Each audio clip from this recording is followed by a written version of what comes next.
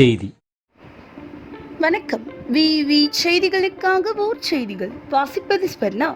பணி நிரந்தரம், ஊதிய உயர்வு உள்ளிட்ட கோரிக்கைகளை வலியுறுத்தி போராட்டத்தில் ஈடுபட்டு வரும் ஒப்பந்த ஊழியர்கள் மீது அலட்சியம் காட்டும் தொழிற்சாலை நிர்வாகத்தை கண்டித்து தொழிலாளர்கள் மாவட்ட ஆட்சியர் அலுவலகத்தில் முற்றுகை போராட்டம். ராணிப்பேட்டை மாவட்டம் அரக்கோணம் அடுத்த இச்சிப்புத்தூர் பகுதியில் எம்ஆர்எஃப் தனியார் தொழிற்சாலை செயல்பட்டு வருகிறது. இந்த தொழிற்சாலையில் சுமார் 3600க்கும் அதிகமான தொழிலாளர்கள் கடந்த 20 ஆண்டிற்கும் மேலாக ஒப்பந்த முறையில் குறைந்த ஊதியத்திற்கு வேலை பார்த்து வருகின்றனர். இந்த நிலையில் தங்களுக்கு பணி நிரந்தரம் மற்றும் ஊதிய உயர்வு ஆகியவற்றை வழங்க வேண்டும் என கூறி தொழிற்சங்கத்தின் சார்பில் அனைத்து தொழிலாளர்களும் கடந்த பிப்ரவரி 28ஆம் தேதியன்று போராட்டத்தில் ஈடுபட்டனர்.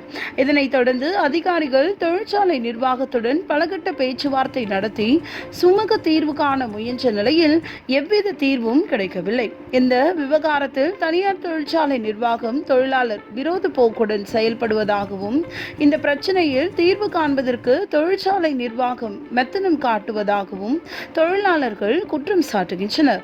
இந்த நிலையில் மாவட்ட நிர்வாகம் இதில் தலையிட்டு தொழிலாளர்களின் கோரிக்கைகளை நிறைவேற்ற வேண்டும் என கூறி தொழிலாளர்கள் ராணிப்பேட்டை மாவட்ட ஆட்சியர் அலுவலகத்தை முற்றுகையிட்டு போராட்டத்தில் ஈடுபட்டனர்.